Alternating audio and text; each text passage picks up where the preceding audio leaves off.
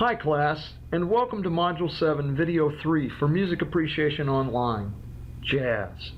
During this module, we will discuss the importance of American jazz, its origins and elements, and the development of various styles within jazz.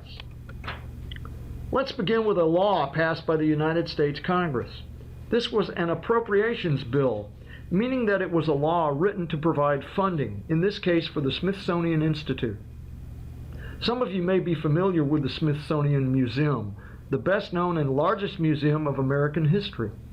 The Smithsonian recognized the importance and value of jazz music long ago, and the U.S. Congress finally followed suit. As you can see, Public Law 108-72 is from the 108th Congress. In this law, they specifically designated jazz as a rare and valuable national American treasure.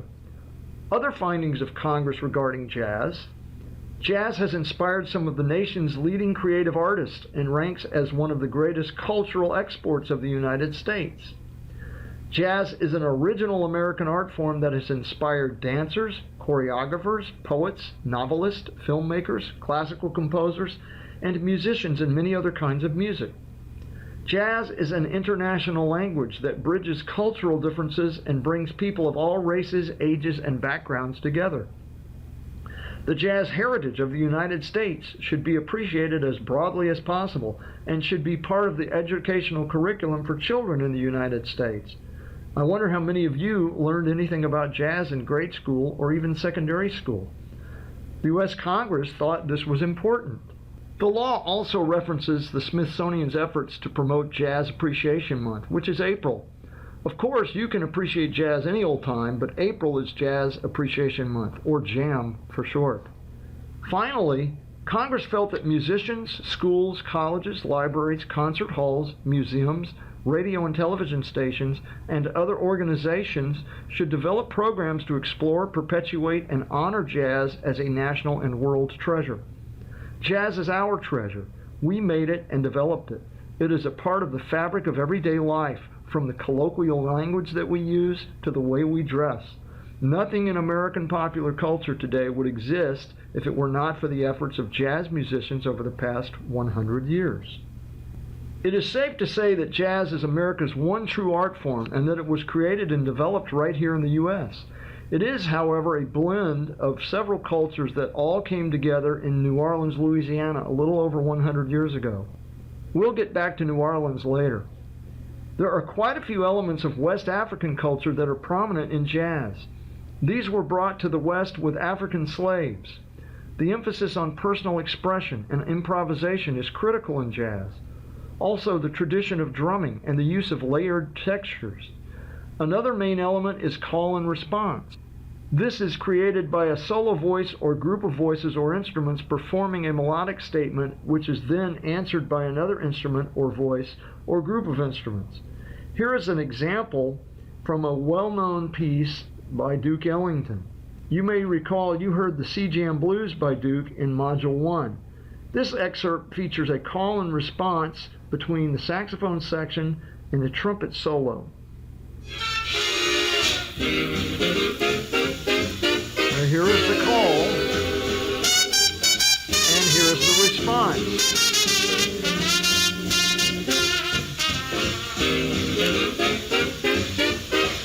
Another call, and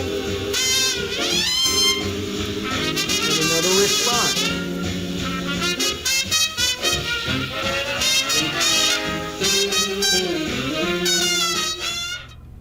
Another important element of West African rhythm that appears frequently in jazz is that of cross rhythm. This occurs when we hear two subdivisions of the beat simultaneously. In this example, we will hear 2 against 3.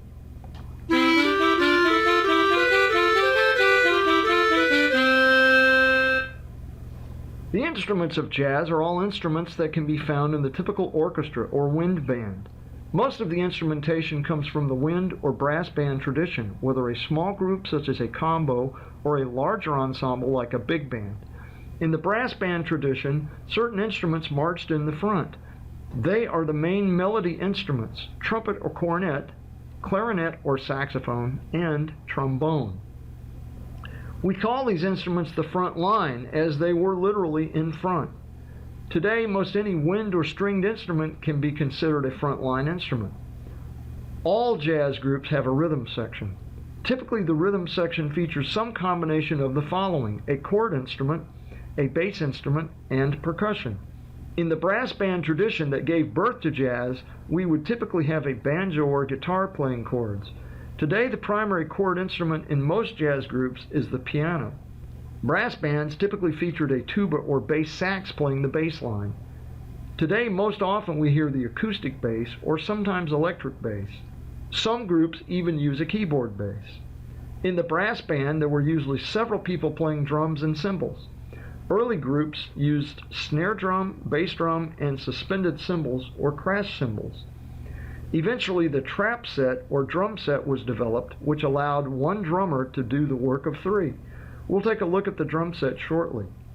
As jazz became more popular, there was a need to expand the groups to produce enough sound to carry through large ballrooms. Jazz initially gained popularity because of dancers. In the late 1920s, larger groups began to appear in New York and Los Angeles. The earliest big bands developed around the sound of the saxophone. Saxophone was becoming a popular alternative to clarinet, though most big bands had both. Typically, 3 to 4 saxes were accompanied by 2 to 3 trumpets, 1 or 2 trombones, and rhythm section. By the mid-1930s, the big band had evolved into its standard size, featuring 5 saxes, 2 altos, 2 tenors, 1 baritone, 4 trumpets, 4 trombones, and rhythm section.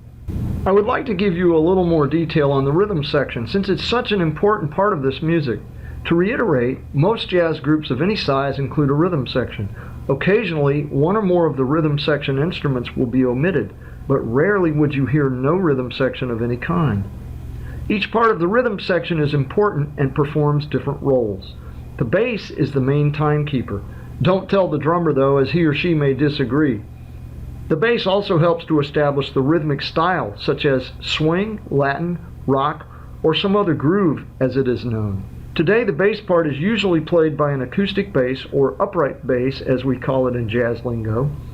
Electric bass is also common, as are keyboard basses. Early jazz groups often featured a tuba or bass sax. There is usually at least one chord instrument in a jazz group. Originally, banjo or guitar were used, as they were portable and could be played while marching. Today, the piano is the chief chord instrument, and the keyboardist is responsible for providing the harmonic framework of the music. The pianist improvises voicings for the chords depending on what is happening musically at the time. Voicing is a term that refers to the way the notes in the chords are arranged. There are many possibilities, and the voicings that are chosen are intended to enhance what's happening musically. Here's a little more info on this. When the pianist improvises some syncopated chording for the jazz soloist, the pianist is providing the soloist with several different things. Complementary sounds. In other words, the pianist is enhancing the playing of the improvising soloist. Another thing is chords. The pianist is supplying the improvising soloist with indications of the harmonies that the band is using, so that the soloist will create melodic lines that fit the sound of the group. And one more thing is swing feeling. The pianist is syncopating in a peculiar way that helps the soloist swing, and even without the solo sound, the pianist helps the band swing. Our pianist will sound the chords in a very regular fashion, striking the piano keys directly on the beat. This is not comping, this is simply chording.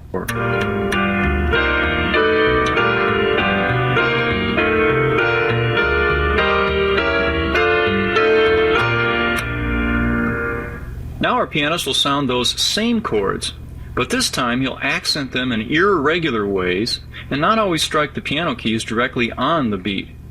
When he strikes them off the beat, he's syncopating. This rhythmic characteristic is typical of jazz, and it's essential to comping.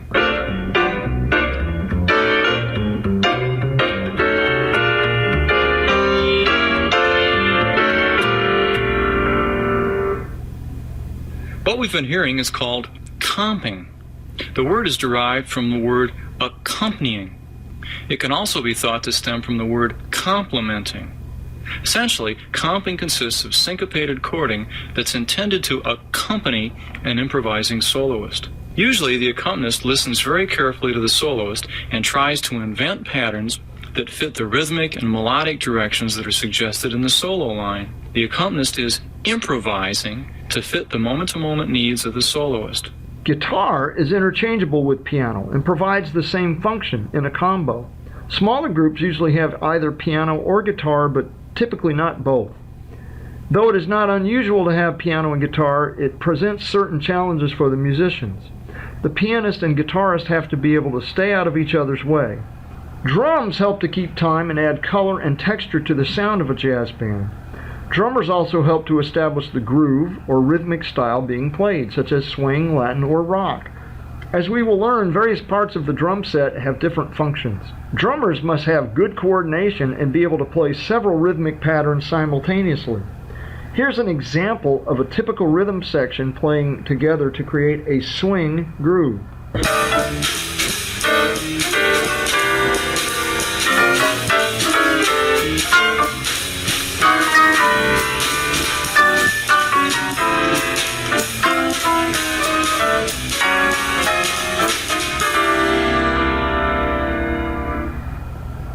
Most jazz drummers have a fairly small drum set or trap set compared to the average rock drummer. Here is a diagram of the typical drum set with all of the pieces labeled. Several parts of the set are used to create the jazz style known as swing, which we'll discuss soon.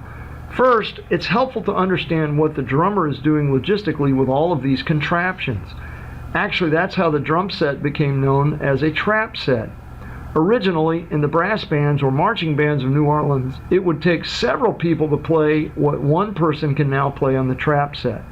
One person played bass drum, one played snare drum, one played cymbals. Eventually, someone had the idea to make a circle of these various contraptions that could be within reach of one player. The word contraption was shortened to trap, and so the name trap set became a part of the jazz vernacular. We also call it a drum kit, which is favored by British rock musicians also. The diagram you see here is how the drum set would look to you if you were facing the drummer. He or she would be sitting on the other side, typically on a short stool or drum throne as it is called. I know drummers think they are kings. The hi-hat, number 5 on the diagram, is played by the drummer's left foot.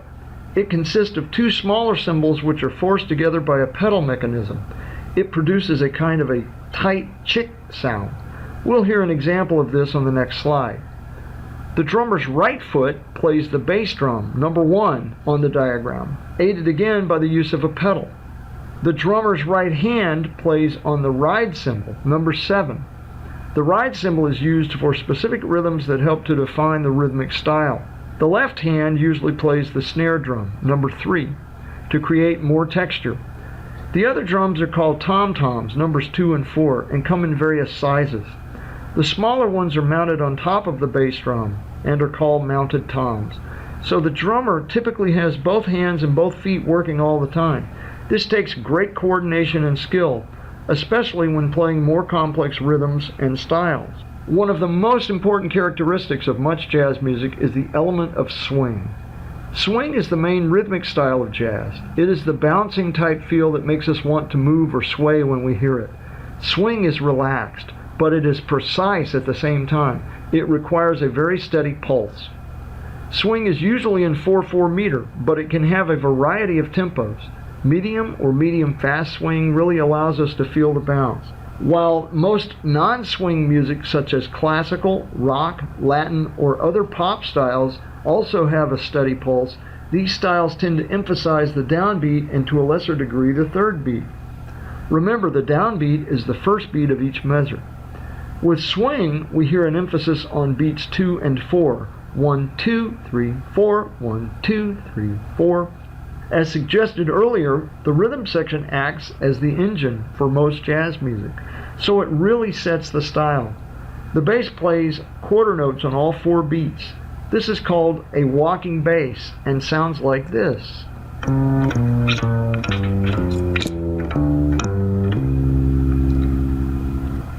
We mentioned the hi-hat earlier.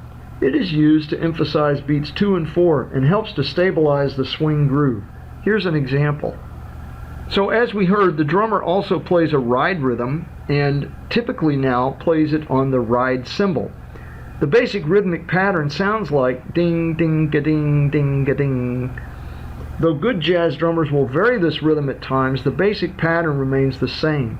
This also helps to give swing that bouncy, floating type feel. Though the rhythm section establishes the basic swing groove, those instruments playing melodic ideas or improvising also have to change to fit the swing style. When playing eighth notes, we have to play pairs of notes in long, short patterns, whereas music that does not swing emphasizes very even note lengths. In jazz, the first note of each pair of eighths is played long, the second is played shorter and accented. It sounds like we're saying do-ba-do-ba-do-ba-do-ba. This notion of swing evolved over a couple of decades. Early jazz emphasized the syncopation of ragtime music and sounded stiff compared to the swing of later jazz musicians. The great jazz trumpeter, Louis Armstrong, was really the first to play swing in a convincing manner. Perhaps the most integral element of jazz is improvisation. This is the part during a jazz performance where the players get to tell their musical story. I like to refer to this as spontaneous composing.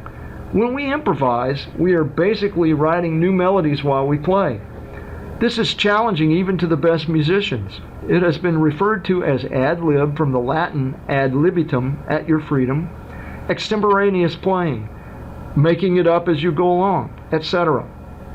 In jazz jargon, we call this taking a solo.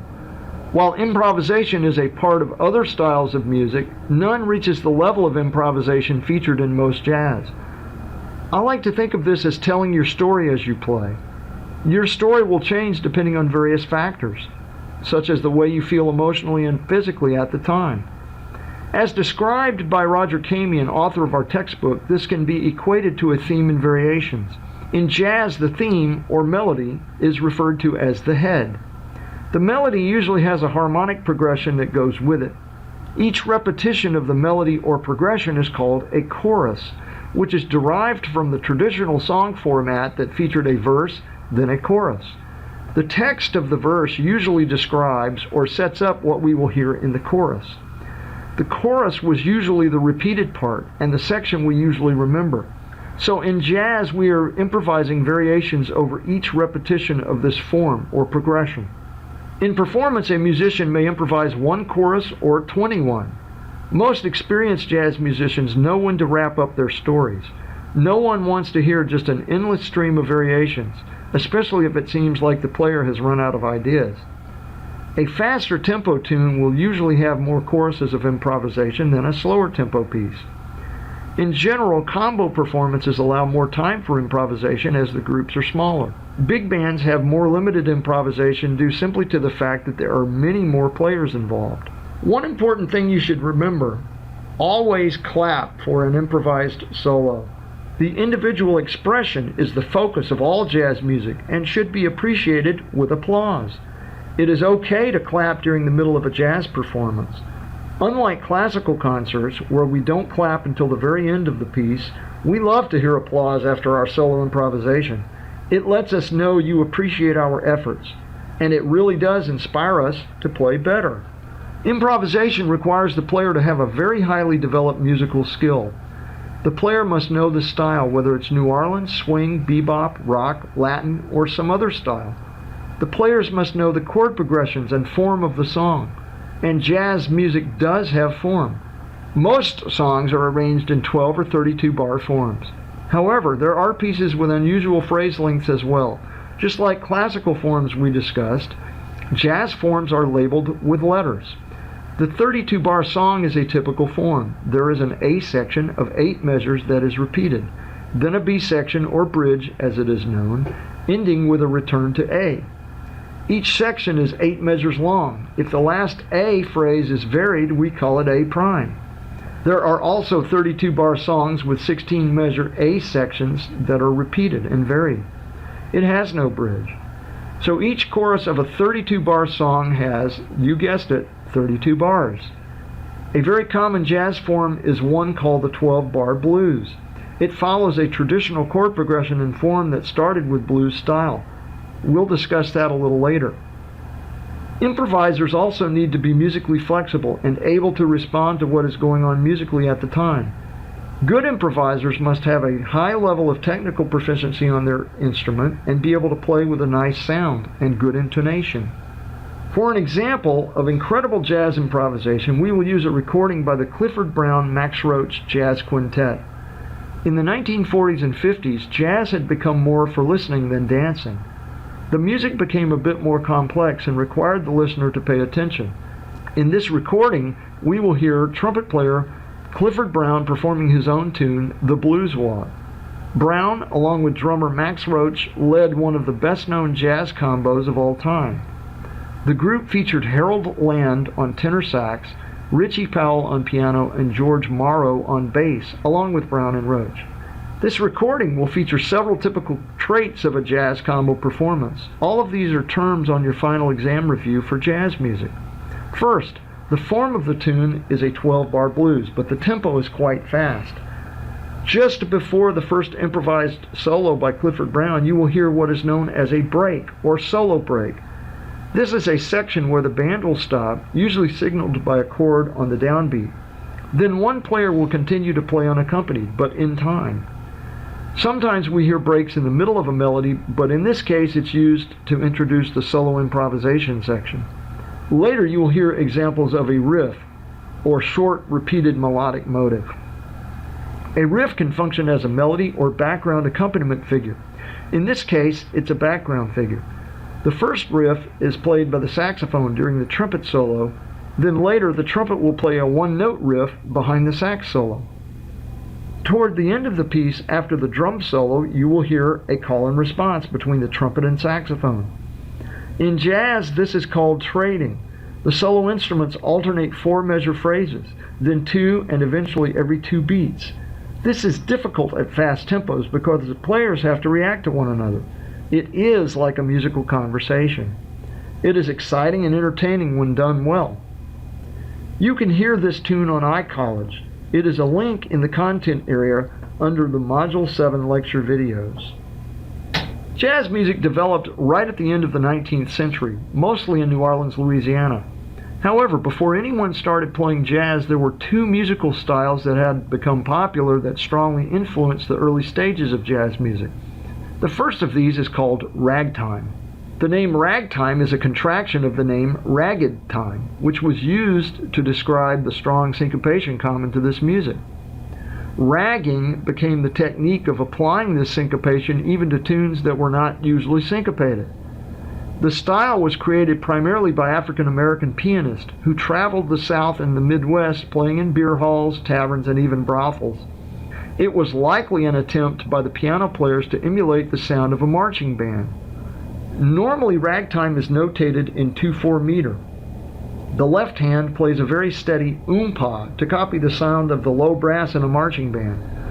The right hand would play a very syncopated melody on top of this. It was the rhythmic dissonance that made ragtime so interesting. Here's an example of some ragging applied to a familiar tune.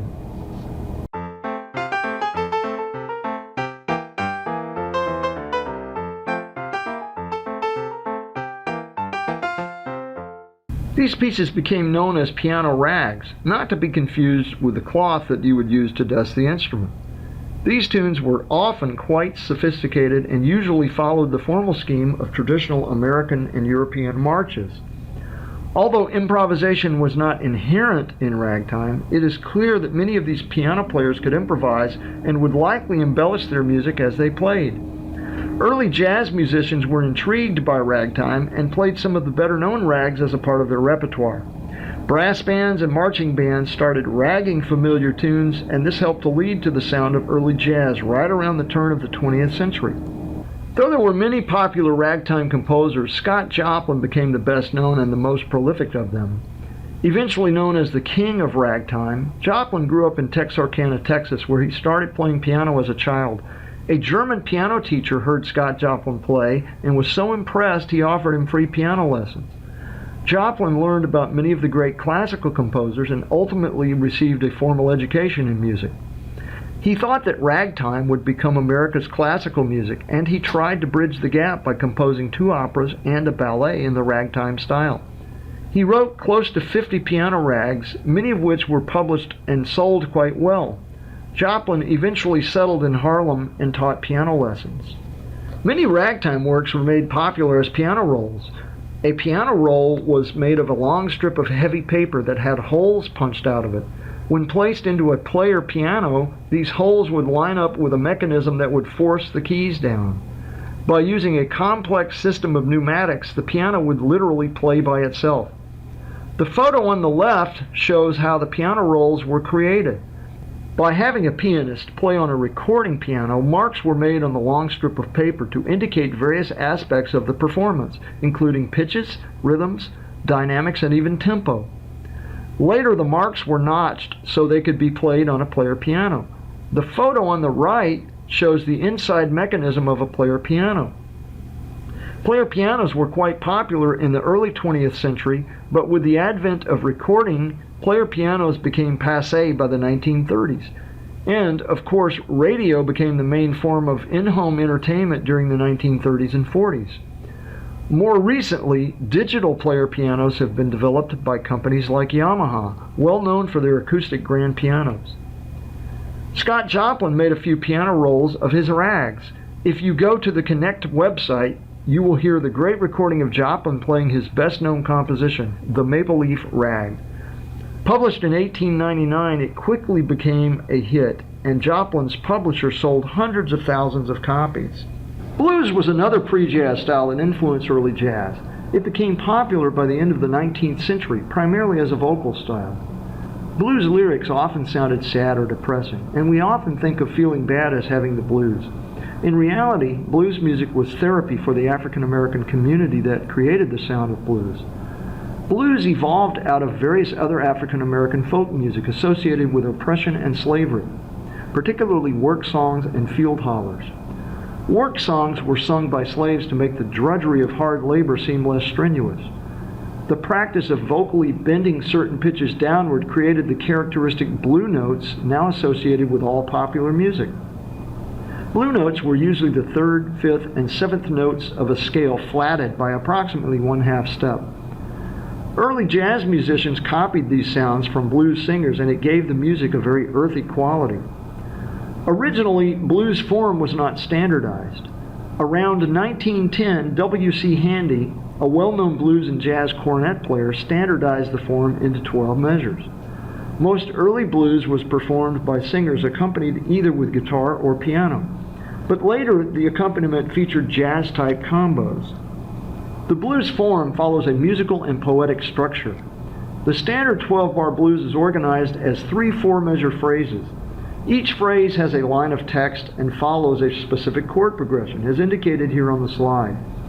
Because the text is usually sung within the first 2 bars of each phrase, it is often a great opportunity for call and response between the singer and one of the accompanying instruments.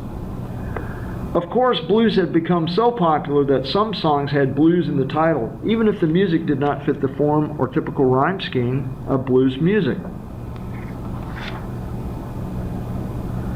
Though blues became popular by the 1890s, it did not reach its heyday until the 1920s and 30s, well after jazz had become the pop music of the day. Still, blues continued as a separate style and influenced all of the pop music that followed, including early rock and roll in the 1950s. One of the best-known blues artists of all time was Bessie Smith, who became known as the Empress of the Blues. Bessie was born in Chattanooga, Tennessee, where she was encouraged by her brother to become a performer. With his help, Bessie got a job with the Rabbit Foot Minstrels as a dancer in 1914. The troupe was led by Ma and Pa Rainey, Ma Rainey being a great blues singer in her own right. Ma Rainey mentored Bessie and convinced her to begin singing with the group. It did not take long for Bessie's popularity to take off. By the early 1920s, Bessie had become a big star. Her first record sold over 750,000 copies.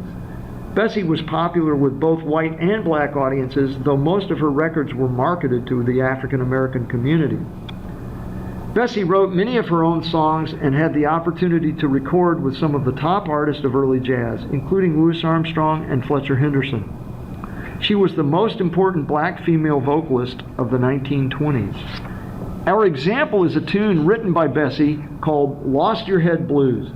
It is a typical 12-bar blues and follows the harmonic and poetic form described earlier. Bessie is accompanied by Fletcher Henderson on piano and Joe Smith on trumpet.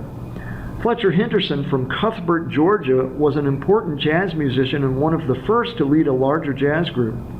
He was also important as an arranger and wrote many of the arrangements made famous by the Benny Goodman Orchestra during the 1930s and 40s. You can hear this piece on the Connect website. So, where and when did jazz begin?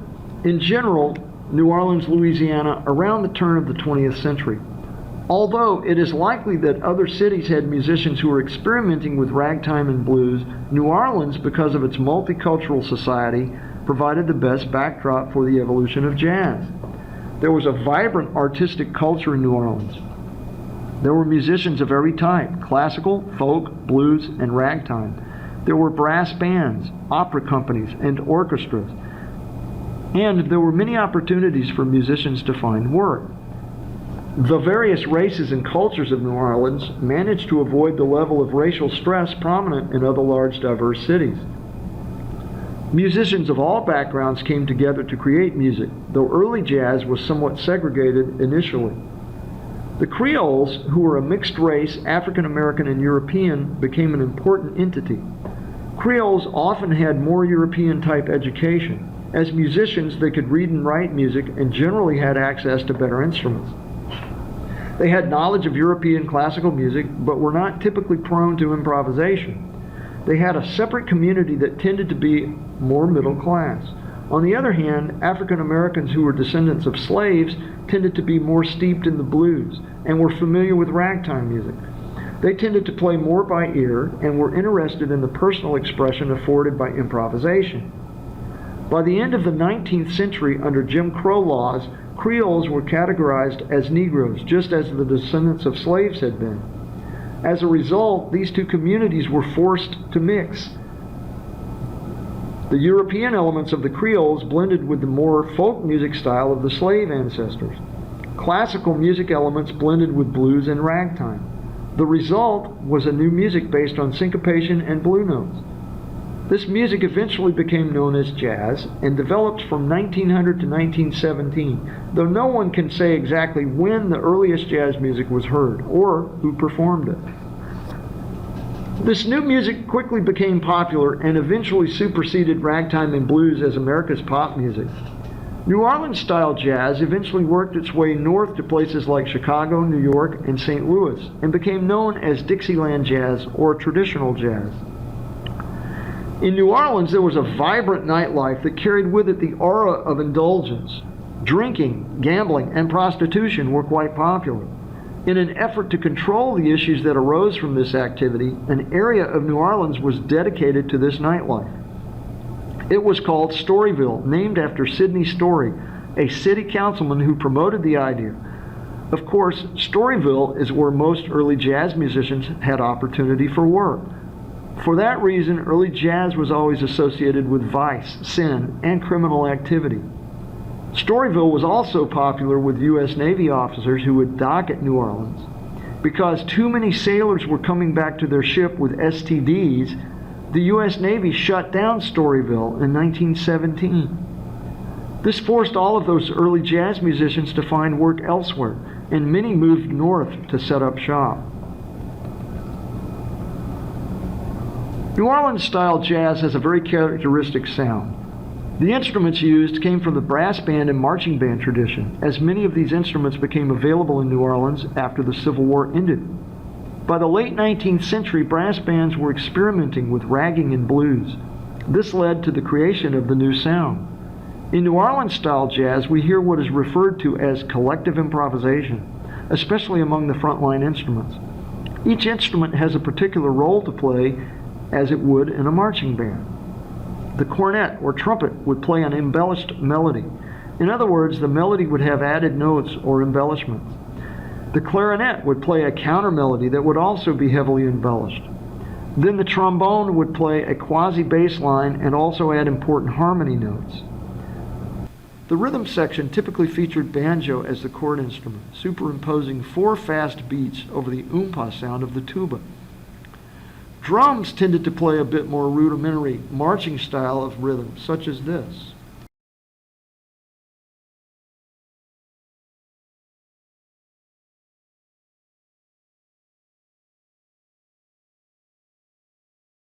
Other characteristics included ragtime and blues influence, blue notes, growls, and other vocal type inflections, and most importantly playing uneven eighth notes, an early attempt to swing. Though many musicians were involved in early jazz, Buddy Bolden is thought to have been the first known jazz musician. He played cornet and was famous for his tone projection and ability to improvise. He was never recorded, so there is no real evidence of what he sounded like. However, musicians who heard him play later described his playing as nothing short of incredible. This is the only known photograph of Bolden and his group. Bolden is standing next to the bass player and just behind the guitarist. It is clear that Bolden's work influenced other musicians and established a framework for this type of group. Another early jazz group that made the first jazz recording was the original Dixieland Jazz Band. This was a group of white New Orleans musicians who formed in Chicago in 1916. They were basically a novelty band and learned by copying black musicians from New Orleans. The band leader, Nick LaRocca, denied this for years. The band later moved to New York and became very successful. They became the first group to record an instrumental jazz piece, the Livery Stable Blues, in 1917. Though the group did not have the feel or bluesy edge of the black bands, they did help to bring attention to the new style. They were initially called the original Dixieland Jazz Band. Jazz, J-A-S-S, is thought to have been the original spelling. The band claimed to have invented the word jazz. They respelled the name on their advertisement posters to avoid having them defaced by kids who would erase the J, leaving behind A-S-S. One of the first real popular bands in New Orleans was led by Joe Oliver, a cornet player known for his fluid improvisation. He became known as King Oliver to musicians and fans. Oliver was a successful band leader, but his most important impact was as mentor to Louis Armstrong, the great trumpet player who later transformed jazz music. Oliver led several successful bands in New Orleans, but after Storyville closed in 1917, he eventually left for Chicago in 1918. Oliver formed his famous Creole Jazz Band and played at the Lincoln Gardens in Chicago to standing room only crowds. In 1922, Oliver sent for his protege, Louis Armstrong, to join his group. Armstrong made an immediate impact and eventually set out on his own incredible career. Oliver's Creole Jazz Band made several important recordings in 1923. At the Connect website, you can hear Dippermouth Blues. Dippermouth was one of Louis Armstrong's many nicknames. His friends teased him because he had a large mouth. Some called him Satchel Mouth. On one occasion, an announcer contracted the nickname and accidentally called him Satchmo. From then on, his most famous nickname was Satchmo. It is hard to describe just how important Louis Armstrong was to jazz music. He was clearly the first major artist in the idiom. He single-handedly changed the approach to jazz improvisation and was equally respected as vocalist and trumpeter. There are many significant contributions made by Armstrong. He was certainly the first great improviser and one of the first to really swing rhythmically. What is incredible is that Armstrong had to overcome poverty, racism, and indifference. He was abandoned by his father as a young child, but his indomitable spirit and infectious smile helped get him through. He often sneaked into the black section of Storyville to hear his favorite cornet player, Joe Oliver. Of course, Armstrong was not a bad kid, but he did get into mischief occasionally. On one New Year's Eve at the age of 12, Armstrong chose to celebrate with a loaded pistol by firing shots into the air on a street corner. Louis was arrested and placed into a detention center for young black boys known as the Colored Waif's Home. The home was actually a military-style academy with strict regulations and rules. It was at the Waif's Home that Louis learned to play the bugle. In no time, he graduated to the cornet and was leading one or two of the bands at the home. As soon as Armstrong was released from the home, he found Joe Oliver, who became his mentor. As a teenager, Lewis became good enough to fill in for Oliver when he couldn't make a gig. Word quickly spread about this kid and how well he played. Armstrong's first important job came as a cornet player with Fate Marable, a keyboard player who led a band on a Mississippi River steamboat. Marable insisted that his players be able to read music, and this skill helped Armstrong later in his career. As the riverboat made its way up the Mississippi River, musicians started hearing about Armstrong and his skills, and would come to hear him play on the boat. Of course, King Oliver, who had moved to Chicago and established a following, called for Louis Armstrong to join his Creole jazz band. Armstrong was thrilled, as he wanted to be out of New Orleans. As soon as he arrived, he transformed the music scene in Chicago. He overshadowed the playing of his own mentor, Oliver. Everyone who heard him wanted to play like Armstrong. Louis also fell in love with Oliver's piano player, Lil Hardin. She became Armstrong's second wife and encouraged him musically and professionally. Lil convinced Louis to take a job with Fletcher Henderson's band in New York in 1924, and, as he had done in Chicago, he transformed the music scene in New York. After a year with Henderson, Armstrong returned to Chicago, and from 1926 to 1929 he made some of the most significant recordings in jazz history. He had two recording ensembles, the Hot Five and the Hot Seven. Hot was a term often used to describe Armstrong's passionate and fiery improvisations. Armstrong still maintained the integrity of the New Orleans-style collective improvisation, but he also focused on solo improvisation. For the first time, each instrument in the group would play an improvised solo with just the backing of the rhythm section. Here are some of the main contributions Armstrong made to jazz and popular music. As a trumpet player, he expanded the range and technique of the instrument. He played higher than most other jazz trumpet players before him, and he also demonstrated more advanced technique and the ability to improvise faster, more intricate melodic lines. Armstrong was famous for his double-time breaks, where he would play twice as many notes in the same amount of time. This became a standard feature of jazz. Armstrong also demonstrated a keen sense of harmony. He was able to create melodies and develop them just as Bach or Mozart would have. Armstrong had a more pronounced swing feel than earlier players. He is one of the first to switch from cornet to trumpet, preferring the brighter, brassy sound. Armstrong was known for his tonal inflections as well, bending pitches and adding shakes and scoops as he played. Armstrong was also one of the only jazz musicians to be equally important as a vocalist and instrumentalist. Armstrong's singing style influenced everyone from Billie Holiday to Frank Sinatra. Even some current popular artists could trace their roots to Louis Armstrong. He was also one of the first to improvise vocally, a technique known as scat singing. Vocalists used nonsense syllables like be-dot, do-dot, do-be-doo, do-bot. Our example is one of Armstrong's famous recordings with his group, the Hot Five. The tune is called Hotter Than That and features a short introduction with collective improvisation. Then the first chorus is an improvised solo with Armstrong on trumpet. Then there is an improvised clarinet solo followed by Armstrong scat singing. You can hear this historic recording on the Connect site. I have also included a link to one of Armstrong's most well-loved recordings, Hello Dolly. This is the title tune for a Broadway musical of the same name. Armstrong didn't even really like the tune, but it became so popular he had to play it at all his concerts. In 1964, the same year that a little band from England came to America, Armstrong's Hello Dolly knocked the Beatles off of the #1 spot on the top 40 charts for several weeks. This was an incredible feat for a jazz musician. It has rarely happened since. After Louis Armstrong helped to lay the groundwork for a more advanced approach to jazz, this music became the most popular accompaniment for dancing. Of course, dancers had discovered the joy of swing back in the early 1920s, but by the late 1920s, bands started to expand into larger groups.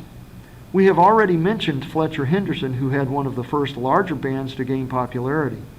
As jazz and dancing became more popular, band leaders could afford to add players to their groups. Also, dances were being held in larger dance halls and ballrooms. A 6 or 7 piece combo could not produce enough sound to fill one of these venues. Then there was also the popularity of the saxophone, a relatively new instrument that was invented around 1840 by Adolph Sax. These bands became known as swing bands due to the use of the word swing to describe the jazz rhythm played by these groups. Many big bands were regularly featured on radio, which was quickly becoming a favorite form of in-home entertainment.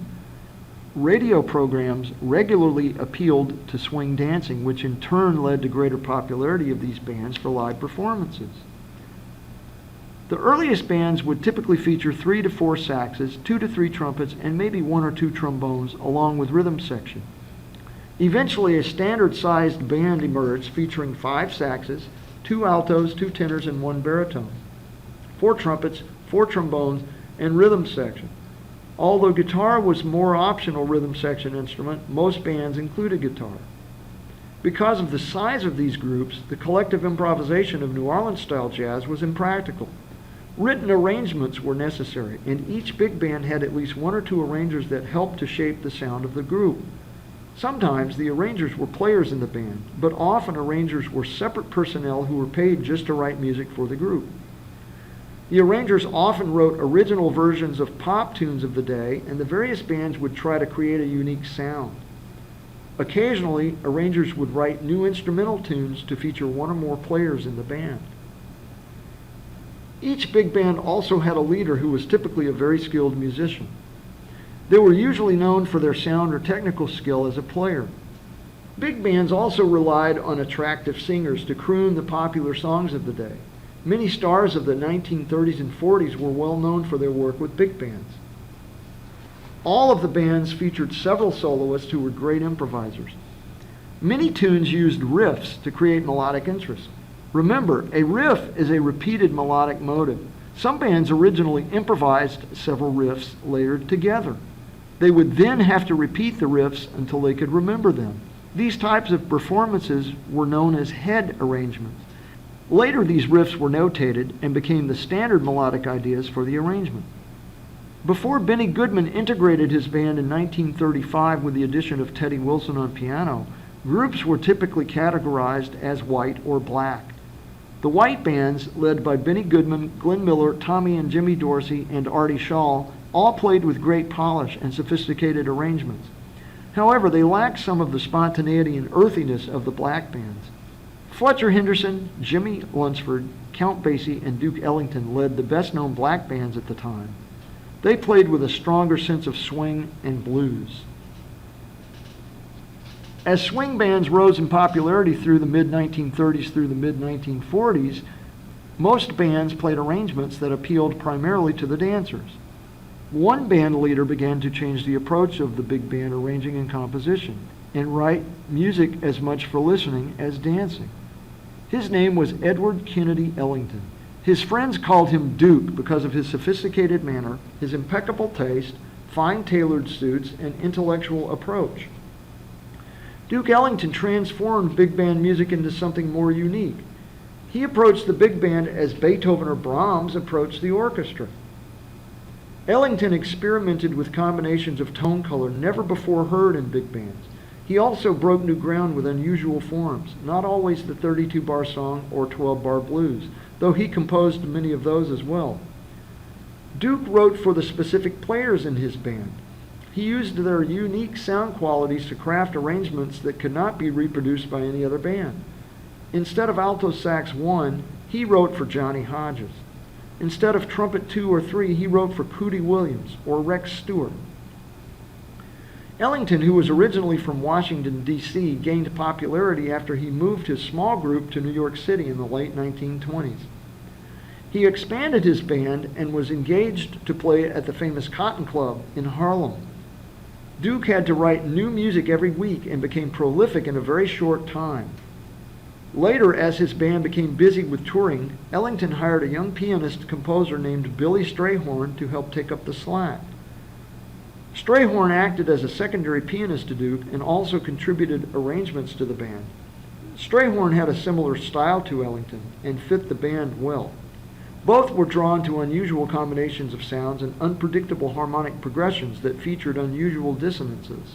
Duke composed nearly 2,000 pieces, including standards like Satin Doll, Sophisticated Lady, In a Sentimental Mood, and others. Though he was a fine pianist, Duke considered his real instrument to be his band. Duke Ellington and his orchestra were credited with many firsts. Duke had the first black band to appear nightly on the radio. He was the first composer to blend jazz and film with his short film, Black and Tan Fantasy, also the name of one of Duke's best-known compositions. Duke's was the first black band to appear in a full-length feature film, Check and Double Check. Duke was the first black composer to score a musical theater show featuring his own band. Ellington also broke the time barrier of the 3-minute 78 RPM recording by composing Creole Rhapsody, which lasted nearly 6 minutes. And Duke was the first jazz composer to write music for a full-length feature film. Just like Louis Armstrong influenced so many who heard him, Duke Ellington changed the way jazz music was written and performed. He brought a level of sophistication to jazz that had not existed before him. For an example, follow the link provided on iCollege for Take the A Train. It is one of Duke's most famous recordings and was actually composed by his cohort, Billy Strayhorn. It became the band's theme song. By the early 1940s, big band music had become overly commercialized. The market was saturated with bands playing the same tunes over and over. The dancers that had made jazz popular seemed more interested in the attractive young singers than the improvising instrumentalists. Several young, mostly black musicians decided to take jazz in a new direction. The result was a new style called bebop. Originally known as rebop, bop as it is known established a new paradigm for improvised jazz. Bebop returned to the combo format of earlier styles, but with a much different approach. Tempos were faster, and there was no real collective improvisation between the front line instruments. The typical combo featured trumpet and alto sax playing melodies in unison. The harmony was more complex and relied more on unusual dissonances. Drummers began playing ride rhythms on the ride cymbal instead of the hi-hat. Instead of just timekeeping, drummers also began adding improvised fills in response to what the improvisers were doing, and occasionally would add unexpected accents on the bass drum, a technique that became known as dropping bombs. Bebop was created out of the experimentation of brilliant young players such as Charlie Parker on alto sax and Dizzy Gillespie on trumpet. At after-hours jam sessions at places like Minton's in Harlem, Parker and Gillespie established a new norm for the skill level required to play jazz. Parker especially was a musical genius who suffered through problems with addiction, but still managed to play at a higher level than most from the big band era. Parker and Gillespie expanded the technique of their respective instruments by playing faster, more harmonically challenging improvisations that never seemed to run out of material. Other important early bebop musicians included the pianist Thelonious Monk, who was also a gifted composer, and Bud Powell, a pianist renowned for his incredible technique. And there was Kenny Clarke, who helped to establish many of the elements of bebop drumming. For our example, we will hear Coco by Charlie Parker and Dizzy Gillespie, with their combo featuring Max Roach on drums and Curly Russell on bass. Coco is a contrafact of a standard tune called Cherokee. Many bebop musicians wanted to record improvised solos using their favorite standard tunes, but they did not want to pay the royalty fees required by recording someone else's music. A contrafact is a standard song that has had a new melody written to fit the chord progression. Copyright law protects original melodies, but chord progressions cannot be copyrighted alone. This became common practice for jazz musicians. Coco was performed at a blistering fast tempo that allowed Parker and Gillespie to demonstrate their formidable technique. Most of the tune features Parker improvising over the chord progression. After a short trumpet solo during the introduction, Gillespie switches to piano. Although bebop was heard as early as 1942, most of it was not recorded, as the American Federation of Musicians had a recording strike from 1942 to 1944. Parker and Gillespie began recording together in 1945, and this recording is considered one of the earliest to feature bebop. You can hear this at the Connect website. One of the most important and influential of all jazz musicians was the trumpeter Miles Davis. Davis was from East St. Louis, Illinois, and grew up in a fairly well-to-do style thanks to his father, who was a successful dentist. Miles was interested in music at an early age, and to annoy his mother, Miles' father bought him a trumpet, an instrument his mother did not appreciate. Miles had wanted to play trombone, but obviously took to the trumpet quite well. He took lessons with several local trumpet players and learned classical technique, which suited him well. He was good enough at the age of 15 to begin playing professionally. When Earl Hines brought his big band to East St. Louis, he needed someone to cover third trumpet. Someone had recommended Miles Davis. This experience transformed Davis' life and career path. After Miles heard Parker and Gillespie, both of whom played with Earl Hines at the time, he knew that he wanted to become a jazz musician. At the age of 18, Davis convinced his father to allow him to attend the Juilliard School of Music in New York, where both Parker and Gillespie had settled after their various big band tours. Miles' real reason to head to New York was to find Charlie Parker and learn to play jazz the way Parker and Gillespie did. Davis ended up playing with Parker at the age of 19, a stint which launched a long and productive musical career. By the late 1940s, Davis had established himself as one of the premier bebop jazz trumpet players. He collaborated with arranger Gil Evans in 1949 to create a new style that became known as cool style jazz. Cool style was basically bebop oriented, but featured a more laid-back approach. More mellow tone colors were prominent, and the improvisation was based less on technique and more on creating space. By the late 1950s, Davis began performing tunes based on church modes. Remember the church modes discussed during the Middle Ages? The approach was intended to give jazz a slightly more exotic sound. Many of the modal tunes, as they were known, featured fewer chords and forced the improviser to rely more on motivic development. Then, in the early 1960s, Davis had again switched gears to create what became known as progressive jazz, an intense style that featured more original compositions with unusual chord progressions. Then, by the late 1960s, Davis had begun experimenting with using electronic instruments in a jazz context. With his famous album Bitches Brew, released in 1970, he ushered in the era of jazz rock fusion. Now referred to as just fusion, it blended elements of jazz with rock instruments and rock-based rhythm. Davis was an extraordinary musician who suffered through bouts of addiction and other personal turmoil, but he persisted to become one of the most important and influential jazz musicians of all time. Davis recorded hundreds of albums and was equally known for his leadership skills. As a band leader, Davis had an innate ability to spot talented musicians. He helped to promote the careers of so many great artists, including John Coltrane, Cannonball Adderley, Bill Evans, Wayne Shorter, Herbie Hancock, Keith Jarrett, Chick Corea, and others. You can hear an example of Miles Davis' work on Bitches Brew at the Connect site. The tune is called Miles Runs the Voodoo Down and is a typical jazz rock fusion piece. Jazz has informed so much of American culture over the past 100 years. It is my fond hope that you will continue to explore the rich history and sound of jazz music. Many musicians and pop artists today are still influenced by jazz.